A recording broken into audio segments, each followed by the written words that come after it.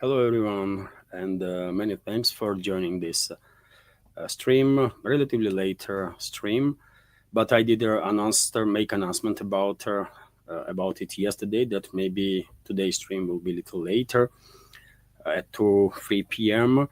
And now is of course 2 p.m. Moscow time. It's 2nd of August, and so much news, dear friends. Important news to unpack, isn't it? But before I start, let me explain kind of why am I a bit late today.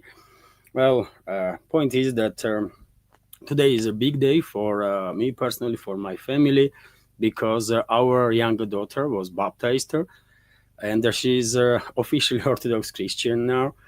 This was, my longer term decision that to so that decision to be baptized has to be hers, and therefore we did not baptize her when she was born, as it is a tradition, by the way. I was baptized when I was just a little kid, several months old, I guess. Obviously, I don't remember that.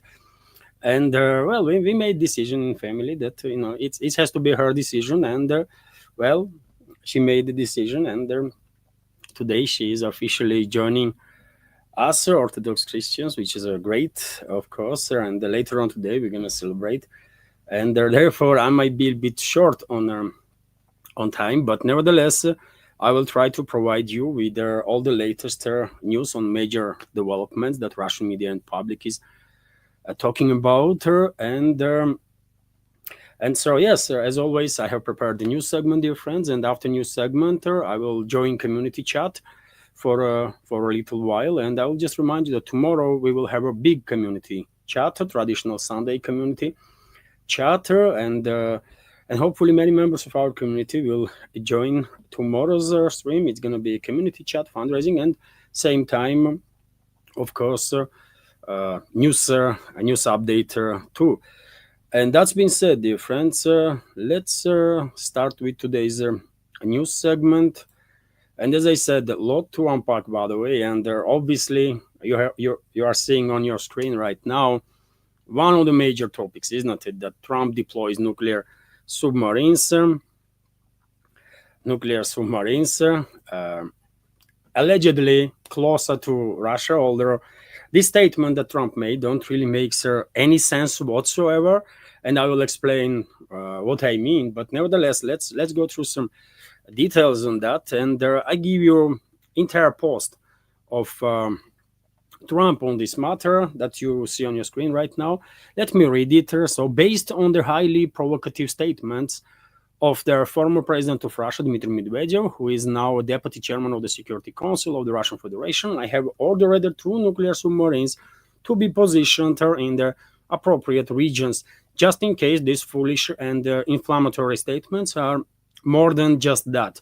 Words are very important and can often lead to unintended consequences. I hope this will not be one of those instances, Trump said in his tweet. And I mean, as I said, this tweet or statement of Trump don't really makes much sense, and it might even goes against U.S. laws, right? Because U.S. president, I don't think U.S. president has a right to declassify information that is sensitive like that on his Twitter, and that's exactly what Trump did, by the way. And if U.S. was a truly proper state, by the way, I guess investigation already be underway to remove this compromised, unhinged personality from the White House, because this is not the way to do business, right? And what I mean by this is that deployment of strategical forces is a classified sensitive information, right?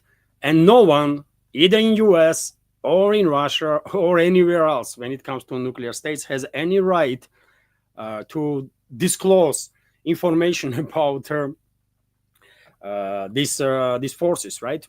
Are you deploying these forces or not? This is not the way this stuff is done, right? That's one topic. I think Trump definitely broke the law making such a statement. if he is not lying, by the way. It is also can be the case that he is just a made up story, that he ordered 2 nuclear submarines to be deployed in some specified areas, which is also not really sensical on its own as a statement, because US and Russia on regular basis at any given time, by the way, have at least 4 or 5 nuclear carrier submarines out there in the ocean, just in case, right? And both countries have a dozen or more nuclear submarines, nuclear capable submarines, right? Several dozen actually, but there are differences, isn't it? There are missile carriers that are armed with nuclear warheads, so-called submarine cruisers, as they're called often here in Russia, and there are also hunter submarines that are also powered by nuclear reactor, and usually these hunter submarines are escorting missile carriers to make sure that missile carriers are not being hunted down by enemy hunter submarine, right? So if in case Trump is saying the truth, then I guess he disclosed potentially. I mean, it's up to law enforcement agencies to look at this statement of Trump, but I guess if 2 nuclear submarines were moved in certain area, that means 1 Ohio class submarine was deployed on top of another 3 or 4 that anyways were in a ocean, right? And also Los Angeles type hunter submarine. No big deal, by the way. Many members of our community and worldwide, people probably are wondering how Russia will react on these tough statements of Trump. And you know what? We are not really impressed. None of us, really. Either government here in Russia or ordinary people, by the way. Okay, I mean, you had 4 submarines in the sea that are nuclear capable. You add another one. Okay, and what? And then what? Right? We have constantly like 4, 5, maybe 10 submarines out there in the ocean ready to launch their missiles at any given point. And let's hope such an order will never come, but, just in case. So from military standpoint, obviously this statement of Trump is like nothing burger, kind of. But from political standpoint, this is definitely a step closer towards next phase of escalation between US and Russia, between NATO and Russia. And unfortunately, as time goes by, we are getting closer and closer to the point when I guess at least a limited scale direct clashes between NATO and Russia will take place. It almost seems inevitable at this point, because it is clear that Western ruling class is not there yet, is not really able for this moment to face the reality, acknowledge that they lost this proxy war against Russia, and until they are delusional, until they refuse to acknowledge objective reality, they will continue to escalate, right? That's how it works. And so, yes, that's the unfortunate part of this whole story, that from political standpoint, we are closer to the next phase of escalation. And when politicians escalate towards the certain level, then unfortunately orders are begun to be given to militaries to act, right? And that's why I'm saying that at least a limited scale of direct clashes between NATO and Russian forces at this point seems almost inevitable, either with conventional means or maybe even with nuclear exchange, but nuclear strikes. But when it comes to nuclear, by the way, despite the opinion of some military experts, I personally don't believe that there can be any limited nuclear exchange between NATO and Russia. Between a nuclear country and non-nuclear country, yes, there may be some limited nuclear strikes, but between nuclear powerhouses that US and Russia is, I don't think limited nuclear exchange can happen. As soon as sides have launched nuclear warheads, then I guess it's like domino effect, and everything will be launched that can be launched that are tipped with their nuclear weapons. And I remind you, dear friends, that US and Russia have enough nuclear weapons to basically sterilize this planet, like several times over, I guess. So it is extremely dangerous. It is extremely dangerous. I still are on an optimistic side of the things. I don't think we are about to end up in a full-scale nuclear exchange. My hope is that some common sense people will prevail in the collective West, in the Washington White House, if there are any, and hopefully there are at least few such people there, and they will deal with these hawkish elements like Trump and others. But nevertheless, situation is extremely dangerous. I watched this morning a little bit in a fragment of the conversation between Judge Napolitano and Scott Ritter. Obviously, our community is familiar with these people, and Scott Ritter was quite stressed, I will say, and he was saying that risk of nuclear exchange between US and Russia, between NATO and Russia, according to his vision, is higher than 50%, which is unbelievable level, right? This is just too risky. This is just too risky, and we should never come to this close to a nuclear war. But nevertheless, I mean, Western ruling class is unable for now to acknowledge objective reality, and therefore, unfortunately, they will continue to escalate. And I don't know, it's a matter of 6 days until 8th of August, when Trump's ultimatum gonna expire, or it's a matter of a couple of weeks or the months. But seems like we really are very close to direct limited conflict, limited strikes, exchange of strikes between NATO and Russia, which is very unfortunate, and tragic. But yet again, it's not Russia that escalates. It's always collective West, literally always, by the way, right? Since the collapse of Soviet Union, when world should get united, right, and live in peace, unfortunately, exactly opposite did happen. Western ruling class thought that, well, now they are in full control of this planet. They can do whatever they want, and they actually did, almost for like 3+ decades, right? They were doing anything they wanted, and you tell me how many millions of people were killed as a result of this criminal activity of the Western ruling class and countries that they control in the collective West, and how many dozens and dozens of millions of people were displaced due to this criminal activity of the West.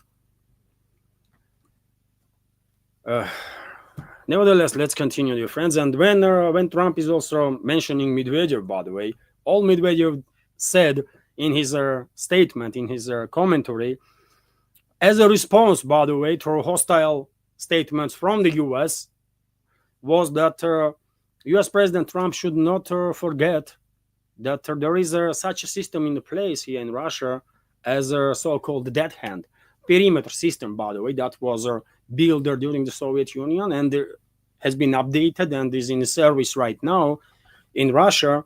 And I explained yesterday, isn't it, what this perimeter system or the dead hander does. Basically, what it is that this system does gives Russia a guarantee that if attacked by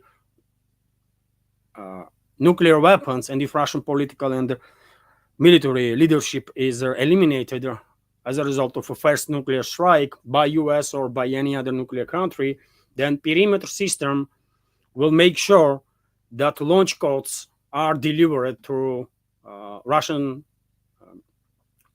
in automatic mode, by the way. Launch codes delivered to Russian nuclear triad, that is strategical air force, nuclear submarines, and ground-based ICBMs, right? And their launch will happen anyways, which gives us a guarantee that, well, if US will take a first strike on us, yes, they might eventually kill us all. but we will retaliate anyway, and US will be obliterated too. That's what it is, basically. US, UK, France, entire NATO, by the way, right?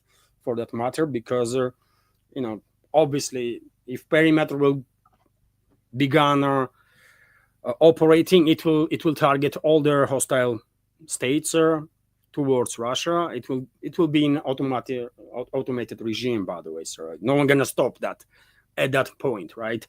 Let's hope it will never come to it, but it's a clearly retaliatory system, by the way. It's actually defensive, deterrent system that sends a message to Washington and to London and to Paris that, well, you might actually take a first strike, we cannot stop you, and you might actually kill us all with this your first strike. You can kill our political and military leadership, but nevertheless, we have this system in place that is constantly in a communication with the presidential institution, and their general staff.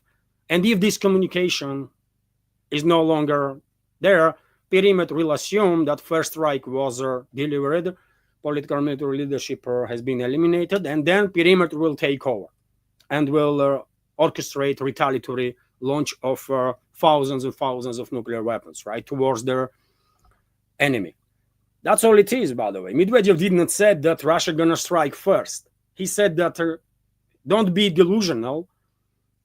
If you strike us first, then, even if you kill us all, we will strike you back anyways, right? That's what Medvedev said in his comment. But, well, Trump being Trump, he wanted to, I don't know, brag about. Maybe he didn't understand what Medvedev was talking about, also a possibility. And he come up with this statement that, yet again, on the political level, is definitely escalation. From military standpoint, as I already said, it does not really make much of a difference if it's 4 Ohio-class nuclear carriers or nuclear cruisers are in the ocean from U.S. Navy, or the 5. Even one is enough to trigger full-scale nuclear exchange, right? And then everything is over, right? This planet is most likely sterilized, at least on the surface level. And I don't think I have to go into details what strikes themselves will do in terms of damage, and then what nuclear winter will do. It's going to be end of humanity, right? But anyways, as I said, I'm staying on the optimistic side of things. I still don't see full-scale nuclear exchange between Russia and NATO. Maybe I'm too optimistic, by the way, I don't know, but I don't see this full-scale exchange is happening. But what worries me is that, unfortunately, limited-scale confrontation is becoming more and more realistic, almost inevitable, and this is also tremendously dangerous, isn't it? Because even limited exchange of fire can trigger nuclear response, right? And then domino effect will take over, and the world is doomed again, right? So very, very important developments. Obviously, everybody is talking about this stuff now. In there, some of the Western media or propaganda outlets are trying to paint the picture that, well, this is such a strong warning from Trump, and Russia has been cornered, and they are painting picture if we have to be like intimidated or scared or something. But we don't really give a damn. Right? We just don't freaking give a damn, by the way. Does US deploys like 4 nuclear subs or 5 nuclear subs? Even one is enough to trigger extinction level event, right? So that's why I'm saying, from military standpoint, this did not change much. From political standpoint or geopolitical standpoint, yes, this is a step towards the escalation, and we were expecting this, right? We were expecting this. If I was saying for how long now that, unfortunately, before through the escalation, we will see next phase, unprecedented scale of escalation due to irresponsible policies of the collective West, then I'm quite sure whatever think tanks are working to inform, to share analytics with the Kremlin, of course they knew too that escalation is inevitable, right? And And my take is that, yes, in short time, relatively short time, unfortunately, West will go ahead with the next phase of escalation. Russia will have no option but to retaliate, and retaliate in such a scale that will force basically collective Western ruling class to think twice about their next step, and maybe even to acknowledge finally reality that they have lost this proxy war against Russia and begun the escalate. But before Russia will bring Western elites to their senses with the retaliatory strike, I don't think we're going to see the escalation. It's just not realistic, right? Let's continue, nevertheless, dear friends. And very same Trump, by the way, was asked about these nuclear submarines and nuclear war and that kind of stuff. And look what he's saying, that he's prepared for nuclear war. I mean, how are you going to be prepared for nuclear war, but you're going to die? No one is ever prepared for nuclear war because it's a end of everything, right? If Trump wants to say that, well, we have nuclear weapons and can strike Russia, yes, they have nuclear weapons and they can strike Russia, and we know this. I don't know for how many decades now. Or Trump thinks we just wake up now and learning only today which country has what capabilities. It's crazy, man. So U.S. President Donald Trump has said he cannot treat any talk of nuclear weapons lightly, and that the U.S.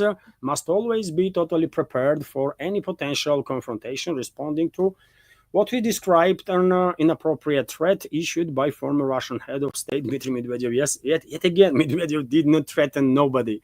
He was talking about dead-hand system, right, or perimeter system, which is a deterrent system. Perimeter system cannot work and will not work if Russia is not attacked. But I mean, this is, I guess, too difficult for Trump's brains to understood, right? Anyways, I really hope this compromised element, Trump, will be removed from office as soon as possible, because he is a clearly vulnerability of US and vulnerability of the world, because formally, at least, he is a president of a second most powerful nuclear country in this world, by the way, second after Russia. And I remind you, dear friends, that both countries have a 5,000 plus nuclear warheads, right? Both countries have 5,000 plus nuclear warheads, which is, I mean, way too many to end everything on this planet, like several times over. And also somehow Donald Trump, this was not enough, by the way. I mean, I guess it depends how he slept at night or something, or sometimes he just goes on and on his True Social and spreads so much BS and nonsense that I don't know, man. Someone has to take care of this situation, because this is not normal. And I can show you this post of Donald Trump that he shared yesterday, which is full of crap. If U.S. president is informed on this level, by the way, this is also a threat, isn't it, for U.S.'s security and for the world's security, because this is just too dangerous. When president of the nuclear country is misinformed on a scale that I don't know, man. It's hard to even describe. But let me read what he said in his post, which is total BS, by the way. So Trump is saying, I have just been informed that almost 20,000 Russian soldiers died this month in the ridiculous war with Ukraine. He posted this yesterday, right? So yesterday was the 1st of August. Let's begin with this. Yesterday was 1st of August. So he's saying that on 1st of August, Russian troops lost 20,000 soldiers. Okay, he didn't understand. He didn't remember that it was the 1st of August. Let's say he was talking about previous months. Let's continue. So he's saying that, well, previous months, Russian troops lost 20,000 soldiers. They're in this ridiculous war with Ukraine. Russia has lost 112 1,500 soldiers since the beginning of the year. That is a lot of unnecessary death. Ukraine, however, has also suffered greatly. They have lost approximately 8,000 soldiers. That's what Trump is saying. So he has come up with this freaking nonsense. I don't know who told him. Maybe he is just imagining these numbers that Russia lost last month 20,000, and since the beginning of this year 112,500. Why not 112,000, like 700, or why not 350 million or something like that? But nevertheless, and once he's saying this nonsense about Russian losses, he goes to post that Kiev regime lost approximately 8,000 troops in same period of time since the January 2025. That's the level of Trump's intellect, by the way. That's the level of his knowledge of the situation, I guess, because this is, I mean, really embarrassing. I know Trump has no shame and he could not be embarrassed because that's what he is, right? But this is embarrassing for US because Trump represents US, like it or not, but he is formally president of US. And can you imagine reaction of people inside the US, by the way, that are better informed, let's say? Would not they be ashamed that their country is run by this moron that has no idea what the hell he's talking about? You tell me, dear friends. I just wanted to share this post to highlight with whom we are dealing, man. And how are you going to deal with these idiots, man? How? Unbelievable, man. Unbelievable. Anyways, let's continue, dear friends. And, well, US continues escalate. It's not just a rhetoric or this crazy talk from Trump, but they are taking some steps also. And so we have this report that US senators propose a $55 billion Ukraine aid bill. By the way, I mean, it's been a long time since there are dozens and dozens of billions for new military and financial aid was not allocated from the Washington. And well, I guess time has come, right? Because people like Lindsey Graham and Blumenthal and others and their masters in military-industrial complex, you know, they want some more money now. You know, they already have used whatever they received, these hundreds of billions that they received during the Biden's administration. They want some more now, right? And well, Trump is their puppet, right? Trump is clearly compromised. It is so obvious that Israel is in control of Trump and his administration right now. And if Israel is in control there, by the way, Israel's secret services, then I guess allies of Israel also are in control, directly or indirectly. That is globalists. And they're also allies of globalists, which is the neocons, right? So therefore, I'm quite sure it's only a matter of time, and this $54.6 billion package that U.S. senators are proposing will be adopted. And this is just the beginning for 2026, 2027, by the way. I remind you that just for 2026, Kiev regime is demanding for defense purposes only 120 billion. And on top of that, they want another 60 billion for everything else, right? And this is not the maximum of their appetite. They will, once they will get this money, they will ask for more, obviously, right? So a group of US senators have introduced a bill to allocate 54.6 billion US dollars in aid to Ukraine over their 2026-2027 fiscal year. President Donald Trump has repeatedly opposed more US aid to Ukraine, insisting Europe should cover the cost. But as I said, Trump is compromised, and therefore, obviously, if senators and Congress they will, pass the bill, then Trump will sign up for it. And this is just a beginning when it comes to Trump's spendings, right? 54 billion. I guess if Trump stays in office, as long as this conflict continues, probably additional hundreds of billions of dollars will be allocated for Kiev regime. 54 billion is just a beginning, which is very unfortunate, dear friends, very unfortunate. But yet again, if anybody can actually influence the decision-making process in Washington is US citizens, right? It's their country and it's their duty to be in charge of their own country and their own destiny. But unfortunately, majority of US citizens, as it is the case in Europe, for example, and every other country in the collective West, majority is in deep sleep. Majority is indoctrinated in Russia hate, big time, right? And they have no opposition to anything that they see as anti-Russian, and they will justify anything that they will see as anti-Russian move from US, because they've been told that Russia is enemy, right? Russia is enemy. Russians are coming.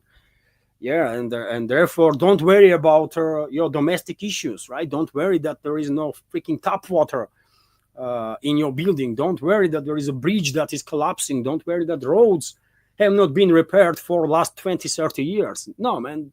Worry about Russia that's going to come, by the way, and take over your freaking building where there is no tap water. That's what being told to people approximately, right? And they believe, I guess, they believe that yes, Russians are coming, by the way, so therefore let's send more billions to sacrifice more Ukrainians that are actually doing this fight on behalf of NATO, right? Insane, but and this is not going to change, isn't it? This is not going to change, no matter their, how, no matter how much willingness there is among well-informed people in the West that are tiny minority to do whatever they can to wake up the societies, because they understand the West is pushing this war towards total disaster, and the Western countries in particular. But unfortunately, these are well-informed groups of people, either in US or in Europe or elsewhere in the collective West countries, are just not as powerful, unfortunately, not as powerful as I would like and they would like, right, to influence something. They are just unable to wake up the people, by the way. That's how it is. Anyways, let's continue. And again, Trump, by the way, who stated that, well, he received the information that India plans to stop buying oil from Russia. As you know, dear friends, Trump issued the ultimatum. Initially, it was like 50-day ultimatum. Then it became 12-day ultimatum. Then 10 days ultimatum. Tomorrow he may come up and said that, well, this 10-day ultimatum is now like 3 days or something. And at least formally, he is threatening Russia and Russian partners with additional sanctions, secondary sanctions, tariffs, and so on. And although me personally, I think all these talks about sanctions and tariffs is an attempt on part of West to divert attention of world community and also divert attention of Russia. While in reality, I'm quite sure they are preparing a large-scale military escalation.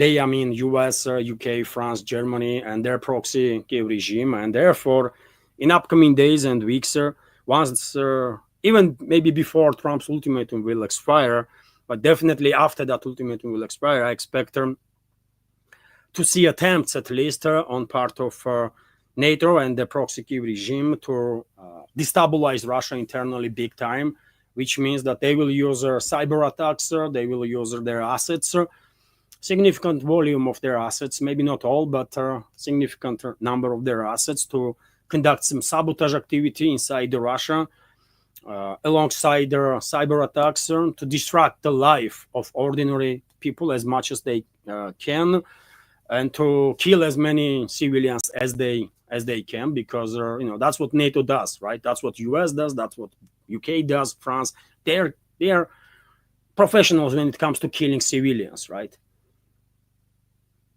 They cannot deal with their armed resistance, and people in Afghanistan, well, demonstrated that, isn't it? When they kicked out of NATO from their country.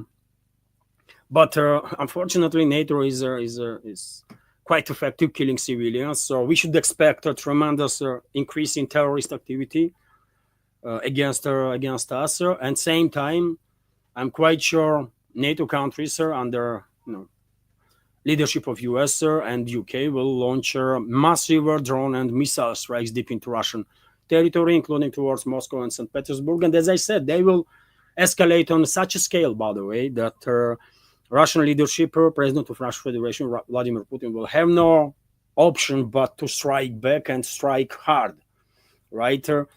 And that's going to happen, I think. And after that, we might see tit for tat exchange of strikes between NATO and Russia for a little while. But eventually, I think Western ruling class will be forced to come to their senses and acknowledge that they lost this proxy war.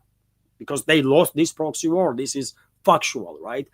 And once they will acknowledge this, we will see through the escalation. Then we will see through the escalation. I think so. But yet again, before that the escalation happens, we're gonna observe unprecedented scale of escalation between nuclear superpowers like Russia and the US and between this terrorist anti-humanistic bloc that NATO is and the Russia. And but nevertheless, by the way, as I said, Western propaganda is more focused on sanctions and tariffs in terms of this ultimatum. And that's why Trump said that, well, he got information that India is going to stop buying oil from Russia. I can give you a video, by the way, when Trump is talking about it. Where is that's the video. India no longer is going to be buying oil from Russia. That's what I heard. I don't know if that's right or not, but that's a good step. We'll see what happens. Okay. So you see, he's saying that, well, he got information that India is not going to buy oil from Russia. And I don't know from where he got this information. I know India is under heavy pressure, Indian leadership. I know West has significant assets inside in India to influence the situation there. Significant assets in the political class, in business class, in financial class, obviously, in media, by the way. And therefore, personally, I would not even be surprised if Western pressure would be on such a scale that India would actually cut cooperation with Russia, at least in energy fields, to avoid additional sanctions from US and then potentially EU, right? But at least for now, we don't really have a confirmation of Trump's statement. It's exactly the opposite, by the way. For example, TAS News Agency is reporting that India did not give instructions to stop purchasing oil from Russia. So the Indian government has not ordered their country's oil refineries to stop buying Russian oil or to look for the other energy suppliers instead of Russia. A government source told the TAS News Agency, commenting on the US President Donald Trump's assertions that India will no longer buy oil from Russia. And this is this is TAS News Agency, a Russian media outlet, right? But well, this is New York Times, by the way, that you see on your screen now. A headline from New York Times that India will buy Russian oil despite Trump's threats, officials say. So you tell me what Trump is talking about. You tell me, dear friends, what Trump is talking about. That India not going to buy Russian oil. This might happen. Yet again, West unfortunately has a significant influence on India, but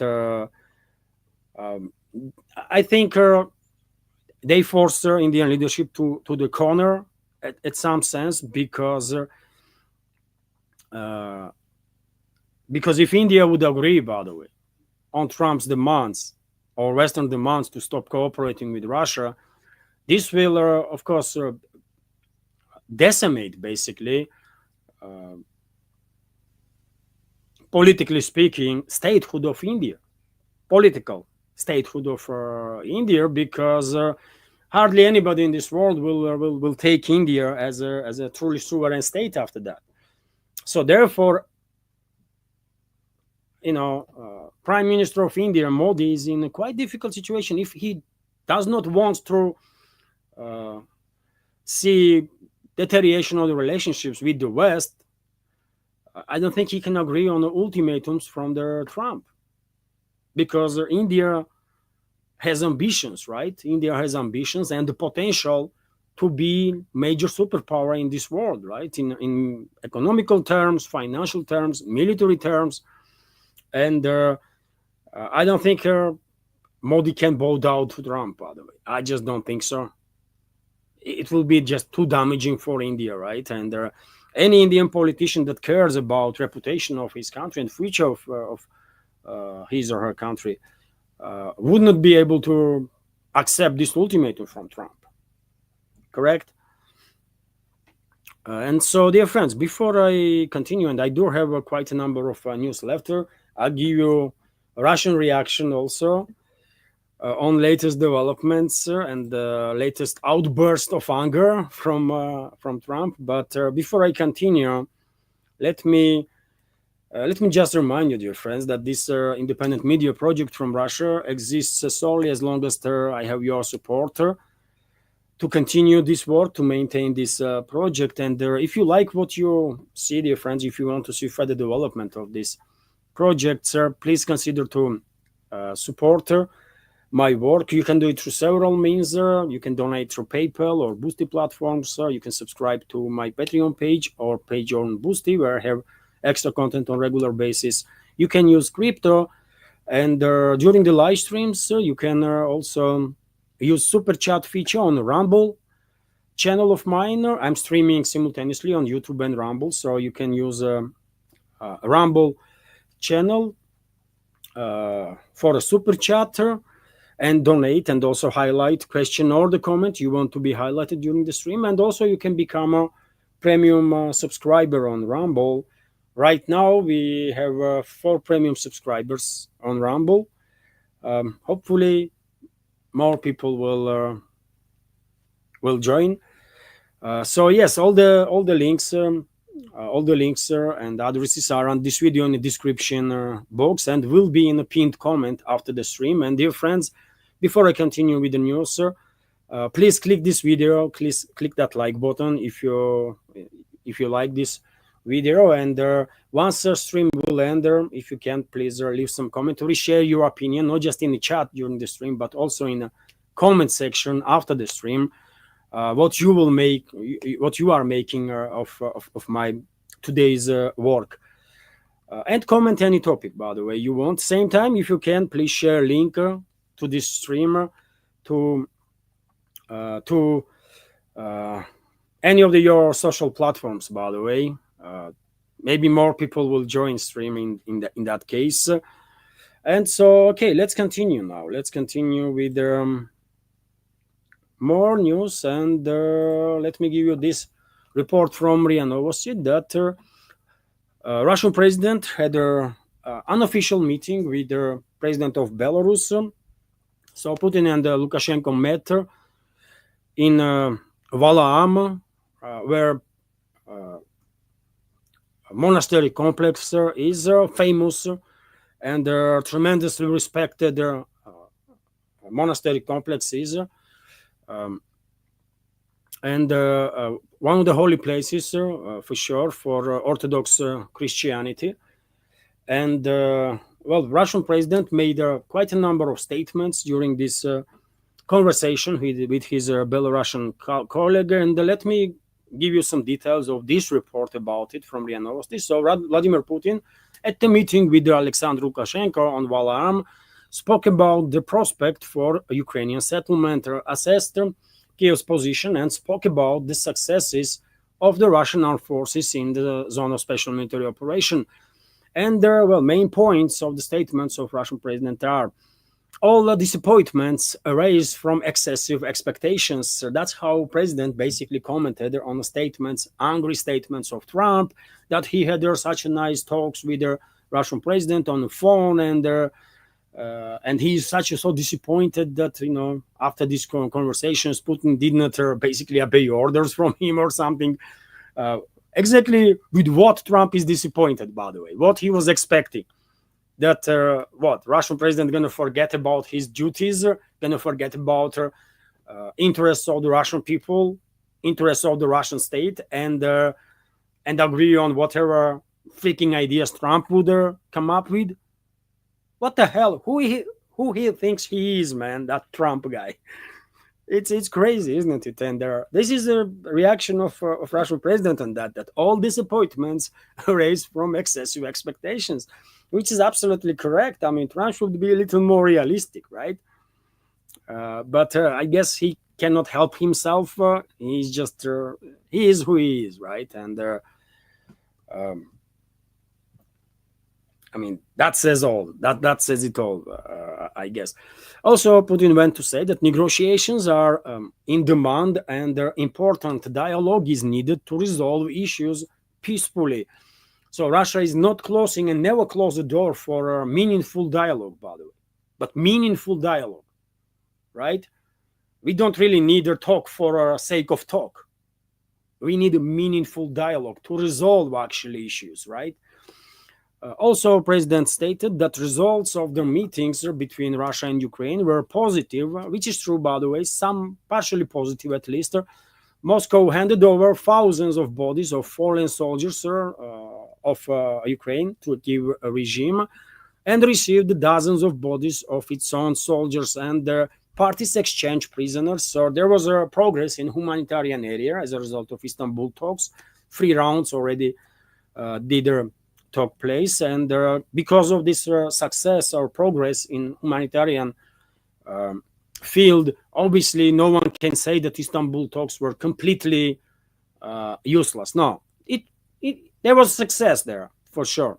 There was some positive outcome, and the Russian president highlighted that. Also, he went to say that Ukraine's initial reaction to the proposal to create a working groups was positive, but they have not yet started working. Russia's conditions remains unchanged. The main thing is to eradicate the causes of the conflict. Root causes, by the way, root causes has to be addressed, which means, by the way, that new architecture has to be built on the matter of security in Europe, right? And if you want transatlantic security, Eurasian transatlantic security. You can frame it any way you want, but root causes have to be addressed and new architecture has to be built, which will take in account fundamental existential interests of the Russian Federation. Collective Western would no longer be able to completely ignore Russian concerns, right? These are not even conditions, these are goals. I formulated Russia's goals, but until now, until that moment, we were told that it was unclear what Russia wanted. So we formulated them in June last year at the meeting with the leadership of the Ministry of Foreign Affairs of the Russian Federation. And I did, Putin said, by the way, adding that everything was clear there. And he's correct. I did refer to this meeting of Russian president with the leadership of foreign ministry on numerous occasions, isn't it? Whenever there was a talk about Russian position. Russian president was very clear, by the way.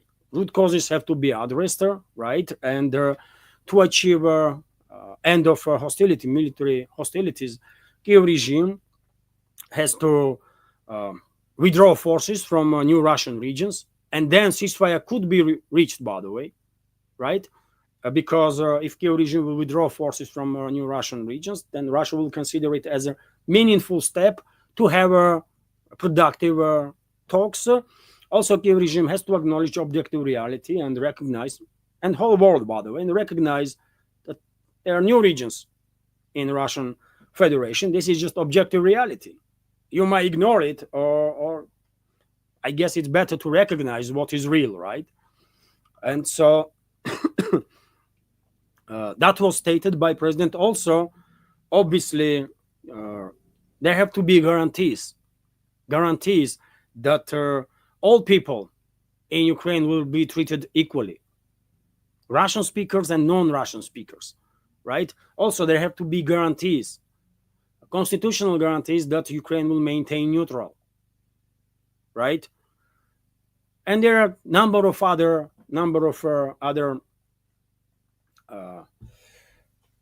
goals that Russia has, or conditions that Russia has to, to move forward when it comes to the escalation. And obviously, as I already said, root causes have to be addressed. And root causes are totally ignored by the West of Russian interests and the constant expansion of NATO military infrastructure towards Russia. This has to stop. That's it. If NATO, if collective West, if and when collective West will be ready, then Moscow is gonna be there to have a meaningful dialogue. Also, Russian president went to say that Kiev must guarantee conditions for the use of the Russian language and the activities of the Orthodox Church. Russia's main goal is to ensure its security. The statement can be discussed in the context of pan-European security. I mean, everything that I just mentioned, by the way, Putin went to say. This makes sense if Kiev believes that it does not need to deal with Russia now. Moscow can wait. Russian president said. I mean, this is a gangster move, by the way. I mean, we are giving you opportunity to save yourself, but if you don't want to, then okay. I mean, we can we can deal with that situation too, right? It is necessary to discuss steps to establish long-term peace without time limits. The president constantly informs Lukashenko about the results of the negotiations. Russia is grateful to Belarus for its assistance in the negotiation process.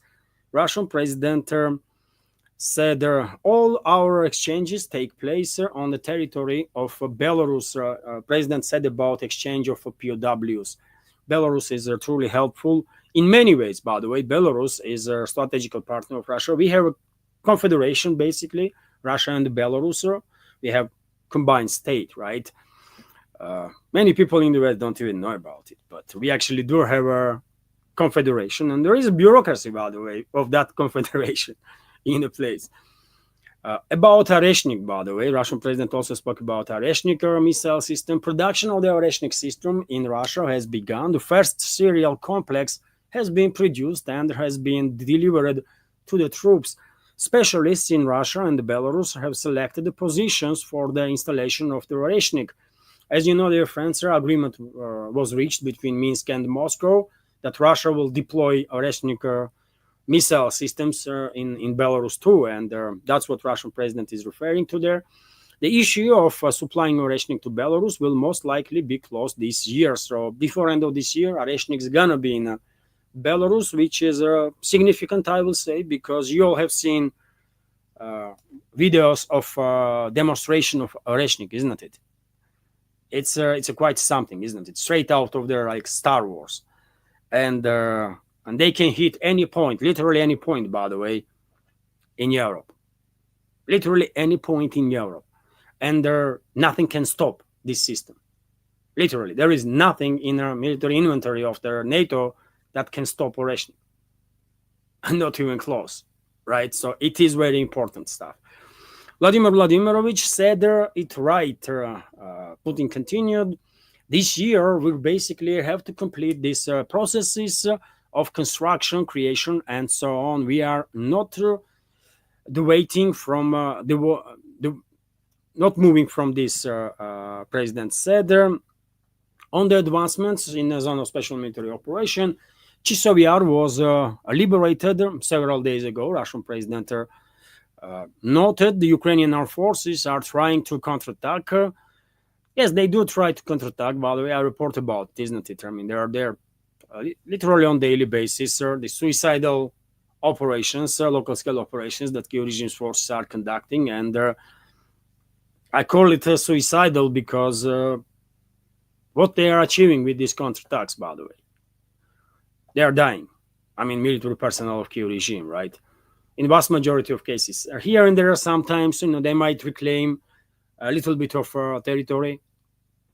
Because Russia is employing mobile defense tactics, isn't it? If it don't work to fight for this particular place right now, we can retreat from there, regroup, and then take over the territory anyways, right? Like a few days after. So therefore, as long as Russia is employs a strategy of mobile defense, as long as Russia is operating with the strategy of attrition. This fight is not about territory. This fight is about eliminating combat capabilities of the enemy, right? And that's exactly what Russian forces are doing. That's the main focus. And when this target is reached, that is when Kiev regime's forces will finally begin collapsing all along the front line. Then we will see change of strategy, and then it will become about rapid advances. But right now, it's about eliminating military capabilities of enemy, right? And the Russian side is quite successful in that. Also, Russian president went to say that Kiev's statements about the situation in Chisovar indicate that the Ukrainian leadership is poorly informed about the situation. Well, maybe they are poorly informed or they are just straight up lying. Although it's a Kiev regime, right? So both can be true. That they have no freaking idea what is going on the line of contact, right? And also same time, maybe they know at least something, but they're still lying, because that's how they operate, right? Russian troops are advancing along the entire line of combat contact, which is also true, and I'm talking about it literally on daily basis. In every single update, I'm sharing information about progress of the Russian armed forces, and that's why I time to time I do imagine that someone that was only receiving information from the Western MSM, by mistake or somehow by chance, end up on my channel and watch the video, and it makes me laugh, by the way, when I imagine face of this person that would be probably shocked, isn't it, to hear. I mean, he will check one video, then another, and in every freaking video there is a talk about liberation of this settlement and that settlement and the entire direction, and probably that human that before that only was receiving information from Western MSM, probably that person would be shocked big time, isn't it? Because based on Western propaganda, it's a stalemate. It's a stalemate, by the way. Russian troops just liberated one of the biggest strongholds that Kiev regime had on the line of contact, Chisovar. But based on Western propaganda, this is not happening, by the way. It's a stalemate. Nothing happens there. Crazy, man. The positive dynamics of the troops at the front is connected with the heroism of the soldiers, including the fallen. Russian president said, "We owe this to those of our soldiers who remained on the battlefield and give their lives for the motherland, because it was they who created the conditions for today's people who are in the ranks today to move forward, to have such an opportunity. And this is a common merit. In this sense, not a single loss has been in vain," Russian president stated. So I think very interesting statements from Russian president. Very interesting conversation between two leaders, Russia and Belarus. Definitely, there is something to think about there, right? And I can show you the friends video, short video of this meeting that took place in Wallam. So where is the video? That's it, dear friends. I'll make it less noisy.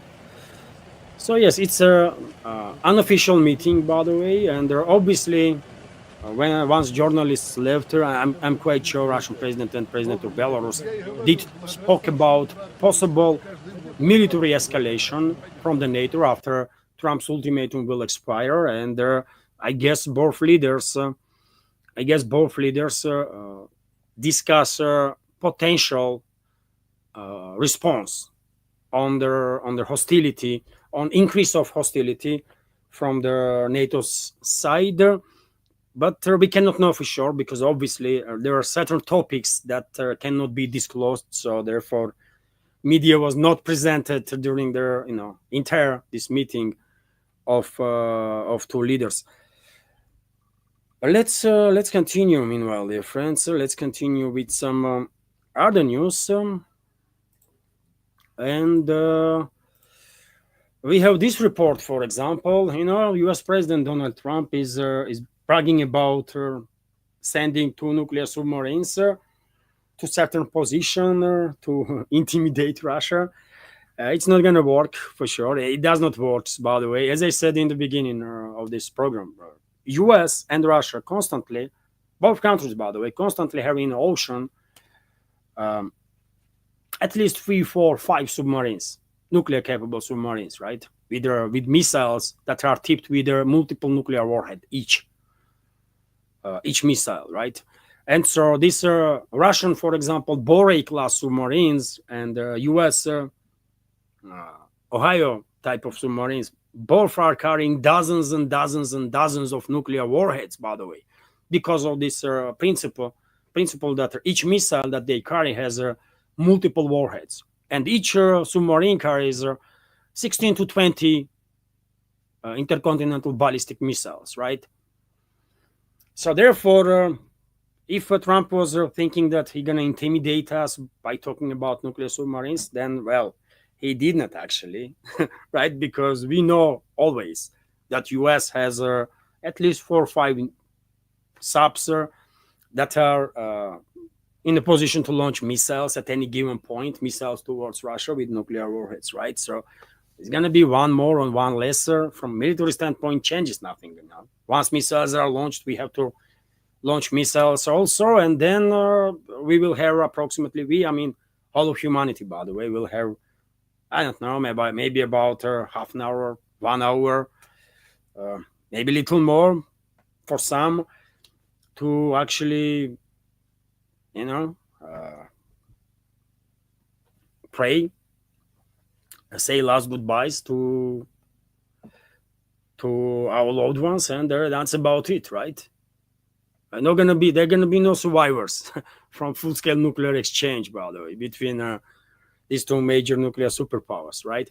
But nevertheless, while Trump is bragging about these subs, Russia is doing whatever is need to be done without any extra noise. And for example, latest Russian nuclear submarine, Borei A class nuclear submarine, Knyaz Pozharsky, which was transferred to Navy literally like a week ago, has arrived at the main base of their Northern Fleet submarine forces. And let me show you a video of that, dear friends.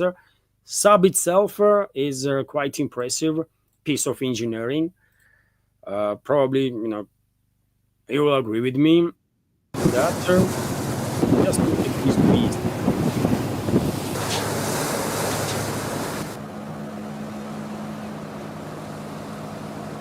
This is brand new submarine, by the way. Biggest nuclear submarines in the world, by the way. These Borei A class submarines, right? Borei and Borei A class submarines. So yes, that submarine has arrived on the base without any crazy statements or without any particular noise. Russians are doing job, right? Russian militaries, they are ready for whatever, to act on whatever orders they will receive from the president and the general staff. And yet again, Russia is not trying to intimidate nobody, right? It's not our style. All Russia does is says that, you know what, we're going to defend ourselves and we have means to do it. That's all, right? And yet again, you just see this latest submarine, by the way, nuclear capable. I believe each of these Borei class submarines have, dozens and dozens. By the way, it's 16 missiles on board, right? Bulava missiles, if I'm not wrong. Correct me, by the way, if I'm wrong. I'm not a naval expert after all. But I believe they're going to have 16 launchers for their intercontinental ballistic missiles, and each missile can carry 3 to 5, maybe even more nuclear warheads. So it's dozens and dozens of nukes that each submarine can actually deliver to any point on this planet. right? And so, yes, just a reminder to Trump and people like Trump that it's not just US that has nuclear subs. By the way, we have two, and actually newer ones and more capable ones, right? But did you see ever Russian president is using language like Trump does? No, man. And and Putin never gonna act in the same manner as Trump does, because it's not the way how presidents should operate. By the way, I think, right? Anyways, let's continue with some more news, dear friends, and let me give you an update on work of Russian air defense systems last night. For example, RIA Novosti is reporting that, based on Defense Ministry's update on the matter, that during the night, Russian air defense systems intercepted 112 drones that were launched by Kiev regime with the assistance of NATO to strike deep into Russian territory.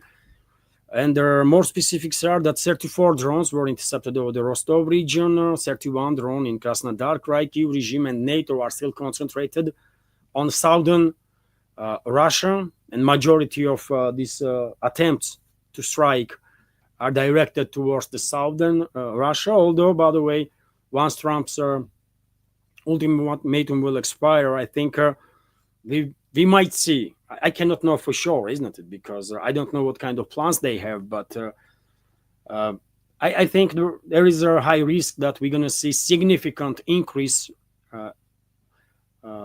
in terms of escalation from the West against Russia, which means potentially, as I already said, potentially massive cyber attacks on Russian Federation, massive sabotage activity that will be conducted by assets of their Western countries that are operating in Russia, and also a significant increase in long-range strikes against the Russian Federation with the drones and their missiles. Also, we might also see some yet another sectoral scale suicidal offensive of the Kiev regime.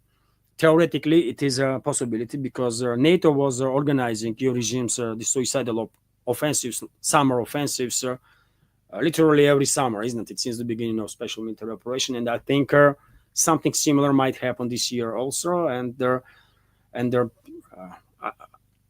I'm quite sure Russian side is ready. By the way, I'm quite sure Russian side is ready. I hope Russian military security services are ready to deal with this situation and to be as successful as possible, right? But right now, these long-range strikes of the Kiev regime and NATO are concentrated more on southern regions of the Russian Federation. As I said, 34 drones in Rostov direction, 31 in Krasnodar Krai, 12 in Voronezh region, 11 in Ryazan direction, 5 drones were intercepted in Samara, 4 drones in Panzer, 2 in Belgorod, 1 each in Crimea and Lipetsk. And air defense systems also shut down, intercepted 11 drones over the waters of the Black Sea and Azov seas. During the day, dear friends, before I start this live stream, I was monitoring, obviously, media outlets, Telegram channels, and there were reports about work of Russian air defense systems. So I guess during the day there was additional launches by Kiev regime and NATO, and Russian air defense system was working to neutralize these aerial targets. Also, dear friends, as I mentioned like a couple of minutes ago, literally on daily basis, Russian armed forces improving positions on a battlefield. And on this matter, we have this report that over the past week, which is not yet over, by the way, it's a Saturday still, right? So this week, and this is a report from yesterday, so by Friday of this week, Russian armed forces liberated 5 settlements in the DPR, 1 each in the Dnipropetrovsk and Zaporozhye regions, so 7 settlements in total, just in 5 days from Monday to Friday of this week, by the way. Units of their southern group of forces continued to advance deep into enemy's defenses and liberated the city of Chisovar in a DPR, units of the Tsant group of forces continued offensive operations on the territory of DPR and Dnepropetrovsk regions. The settlements of Boykovka, Belgika, and Novoukrainka in the DPR have been liberated.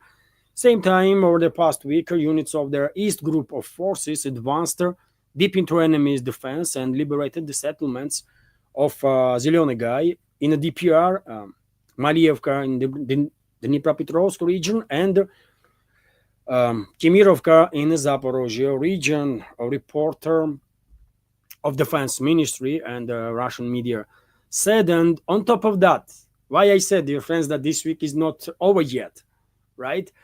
That's the report from today, that Russian armed forces liberated, on top of that 7 settlements, today Russian troops liberated also Alexander Kalinova settlement in a DPR. And on your screen right now you can see Russian soldiers with the flag of Russian Federation in that settlement. So as I said, it's a daily stuff, by the way. Russian troops are moving forward on daily basis and liberating more and more settlements. Also interesting reports, dear friends, that Russian troops, from Vzгляд newspaper, that Russian troops drove Ukrainian armed forces out of a historical part of Volchansk.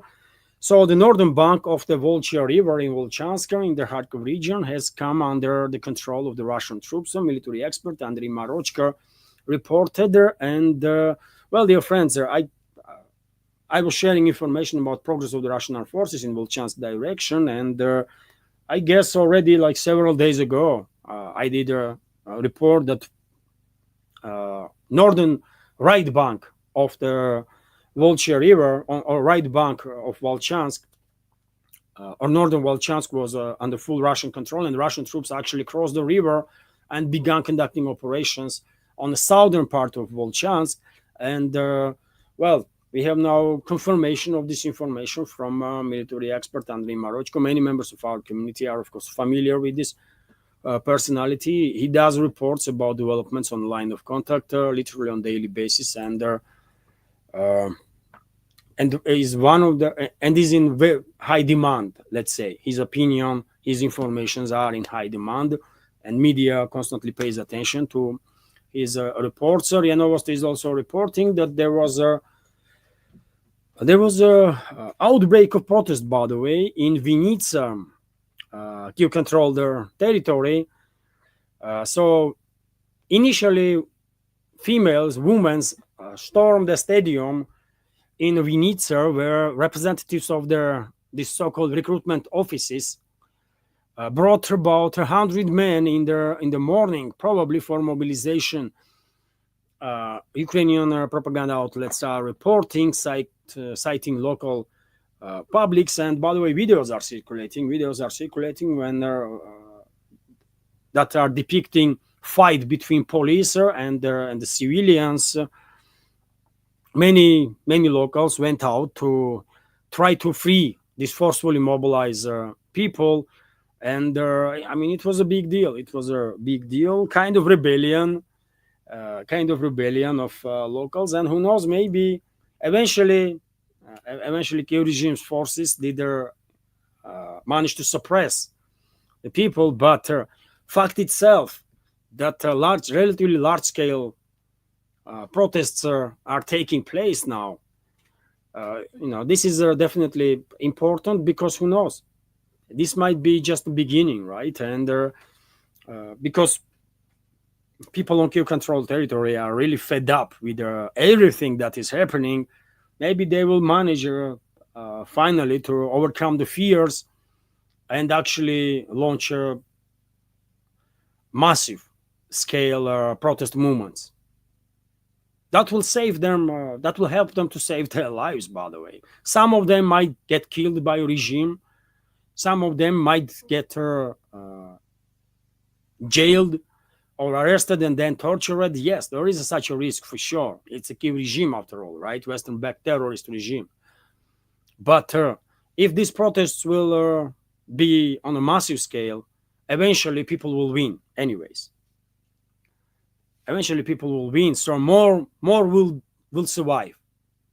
In that case, more will survive. So fight for definitely has a justification for these people, not just in Vinica but all over the Q controlled territory. They should fight, by the way, for their lives, right? Because they've been kidnapped on the streets, and after it only takes like a day or two, by the way, free. And these forcibly mobilized people then are finding themselves in the trenches on the line of contact, and what they gonna do, right? There, if they will get chance to contact Russian soldiers and organize safe surrender, okay, they've been lucky, but there is not always such a possibility, right? In midst of fight, you might not get a chance to lay down arms and surrender. And that's why there are tremendous number of casualties on Kyiv regime side, tremendous number of casualties. Because these people, they don't know how to fight, by the way. I mean, what they're gonna do when like, people just being kidnapped and after 3 days is in the trenches? What people like that gonna do? They have no training, by the way. They know nothing, right?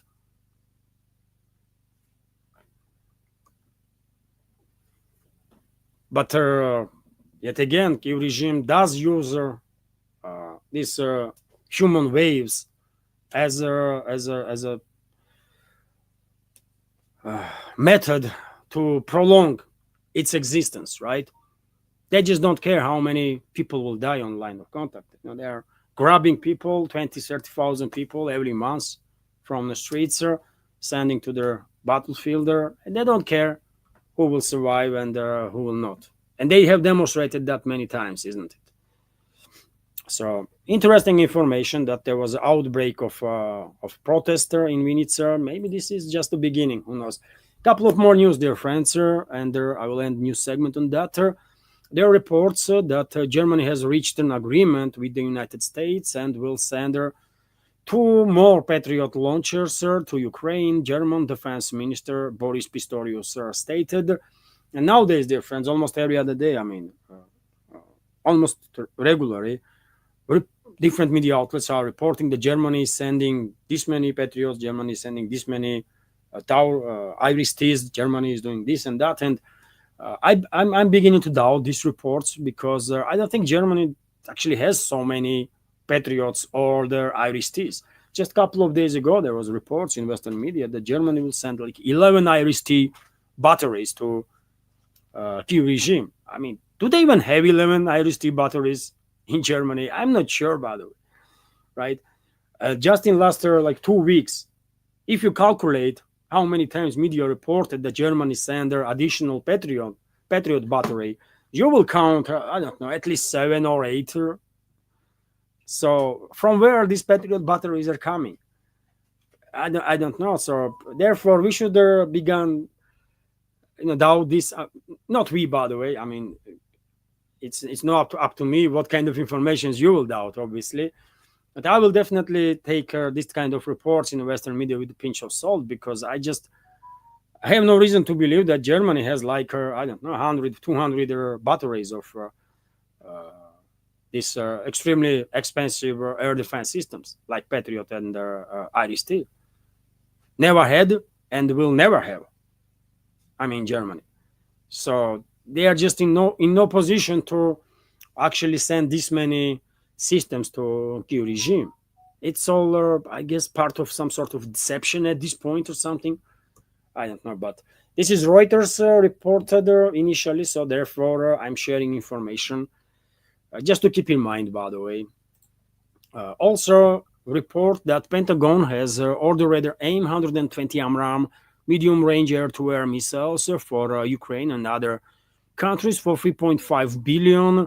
U.S. Department of Defense has signed a contract with the Raytheon Technologies for the production of advanced medium-range air-to-air missiles, as well as telemetry systems, spare parts, and the technical support. Deliveries will be received by Ukraine, Lithuania, Israel, Poland, Finland, Germany, Japan, and other countries.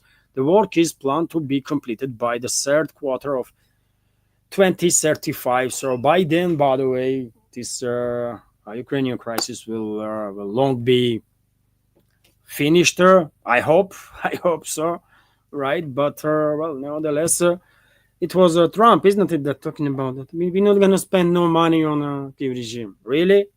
You are ordering missiles like just this type of missiles, AIM 100, 120 for 3.5 billion, and you're gonna send those missiles, or you plan at least to send those missiles to Kiev regime also, right? So you are spending money on a Kiev regime. It's not Europeans that are gonna pay. It's a U.S. State Department, right? Department of Defense that has signed the contract, not to Brussels. Yet another demonstration that Trump is lying, by the way. He's just lying too freaking much every day, and therefore you just never know what to make of his statements, isn't it? Also, a few more news difference. U.S. Senate committee green lights $1 billion in a military aid to Taiwan. So, I mean, U.S. leadership continues to operate in a classical manner, by the way. They are trying to cause destruction everywhere they can, right? And Taiwan, China is definitely one of their main directions. So no surprises that they are further engaged in militarization of Taiwan, this self-governed island of China. The U.S. Senate Appropriations Committee has given a preliminary approval to a bill authorizing President Donald Trump to allocate up to $1 billion in military aid to Taiwan. And obviously, this would not go down well with China. Beijing is monitoring situation, and obviously will take whatever steps are necessary to secure its interests, right? And I think as time goes by the way, China is definitely more increasingly is in a position to not just defend itself, but to defend itself with their extreme success rate, right? I don't think U.S. even now are capable of defeating China. U.S. cannot defeat China, by the way. China already reached such a level of sophistication when it comes to military capabilities, and China also reached such a level of cooperation, political, economical cooperation with this world that well, U.S. Already is in no position to even dream about defeating China, which is a good thing, by the way, right? Sooner, U.S. leadership will realize that China, there can be no war between China and U.S. because they will obliterate each other. The better. Maybe U.S. leadership in that case will act a little differently and would not steer the situation between Taipei and Beijing. But nevertheless, China is preparing, and as I said, China has made a tremendous jump when it comes to increase in its military capabilities, right? And also, it is very important that China is cooperating with other countries, and one of those countries being a strategical partner of China, which is Russia, right? We are strategical partners, we are cooperating, and as I said, by the way, yesterday, Chinese vessels, Navy vessels, are visiting Vladivostok to participate in Maritime Interaction 2025 drills. And let me show you a video of these Chinese vessels, dear friends. I believe I do have that video, or I might not. Let me just check. I think I do. This is the video, for example, of arrival of Chinese Israeli submarine that was spotted. And there is another Chinese military vessel. So it does looks like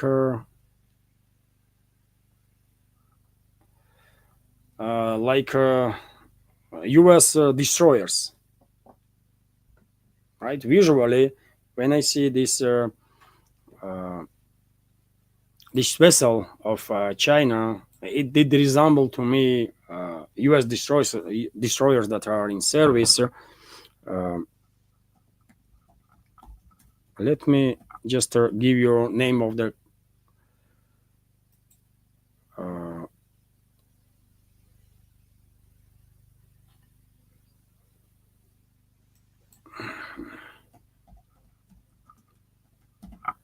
just a sec, dear friends.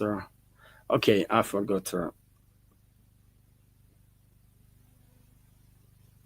Ali Burton or something like that. That's the name of the class of destroyers that U.S. Has. But anyways, it is time to end the news segment, dear friends. 1.5 hours almost that this news segment lasted. For hopefully you did find the news segment informative and useful, interesting. I guess there was no donations and no super chat during the stream, so I cannot highlight nothing in this regards. Couple of questions, dear friends. I will join community chat now for few minutes, and that's about it. So questions. As always, dear friends, I will react on questions or the comments that will be highlighted with either capital Q or capital letters. Let's see if I can find something. Tomorrow we're gonna have a bigger community chatter and the fundraising streamer. Hopefully tomorrow's stream will be successful. Don't know.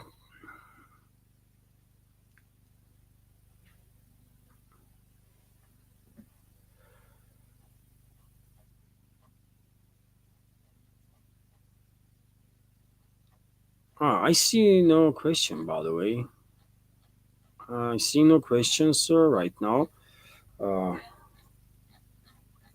And therefore, maybe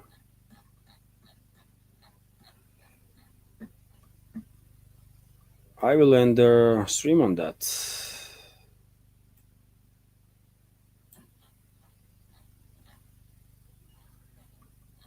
I'm sorry if I miss your question, dear friends. I'm as I said in the beginning, I'm a little short on time, and I'm now scrolling chatter as fast as I can. And if I spot a question, then I will react on it. But seems like there was no questions for me. I'm happy that community is exchanging opinions in real time, but I guess there was no question for me. So, which is okay, by the way. I mean, I spoke every day about many topics. So, okay, this is it for now, dear friends. Then, thank you very much for joining this stream, for your attention. Many thanks to all the members of our community who will watch this video later on during the day or maybe tomorrow. Have a wonderful day, great weekend, and take care. See you tomorrow.